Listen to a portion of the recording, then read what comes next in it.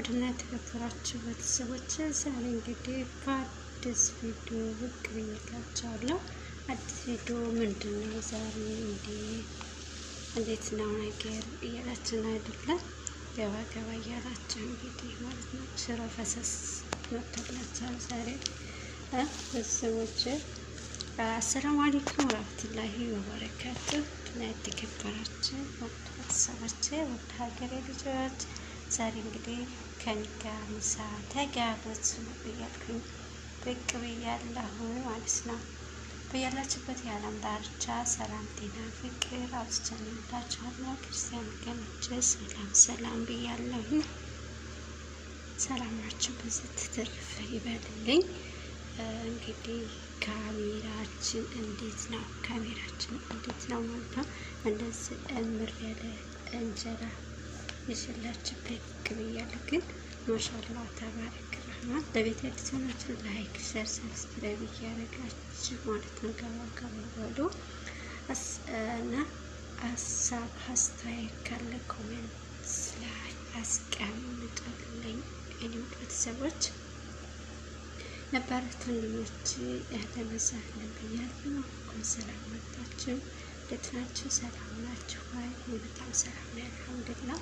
እንደተለመደው ላይክ፣ ሼር፣ ሰብስክራይብ አትርሱ ማለት ነው። እሺ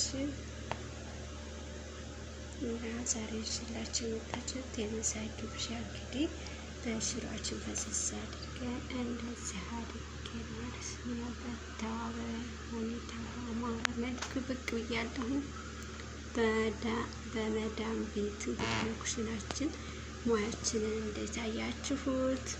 እንዴት ነው? ስለዚህ ጣል አድርገንባታል ማለት ነው። ቃሪያይቱም ተገኝታለች እና እንዴት ናችሁ? ሰላም ናችሁ ወይ? ስራ እንዴት ነው? ጤንነት ከእናንተ ጋር? ከኔ ጋር ሁሉ ሰላም ነው አልሐምዱሊላህ ረብል ዓለሚን። በጣም ደስ ያለ በጣም የሚያምር እንጀራ ነው ማለት ነው። ሀባይም ካሜራው ላይ በጣም ስልኬ ምን ሆኖ እንዳላቅም ኖርማል እንደማየው እና ካሜራ ላይ የማየው ልዩነት አለው።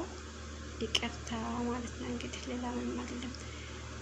እና ኢንሻአላህ እንጀራ እየጋገራችሁ እየሰራችሁ ሁሉ ነው እንደሆነ በብዙ ዓመታት እንጀራ እንዴት ነው የማገኘው? ከየት ነው የማመጣው? እያልኩ በጣም ቸገር ነበረ። እንጀራ ቢኖርም ደግሞ እቤት ያለው ነገር ወጥ አይመስለኝም።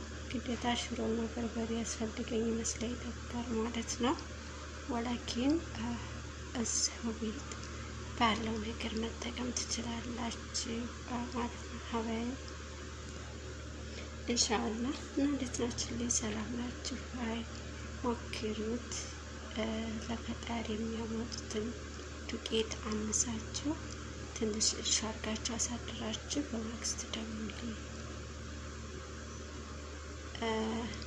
ካመሳችሁ ለዱቄት ላይ አስቀርታችሁ እንደገና ለብቻ የሚያግታችሁ በላዩ ላይ ጨምራችሁ በሁለት ሰዓት ወይም በሶስት ሰዓት አቆይታችሁ መጋገር ትችላላችሁ። በአንደኛው ጥሉት ግን በኋላ ማጠን አይጠበቅባችሁም ማለት ነው። ጠይብ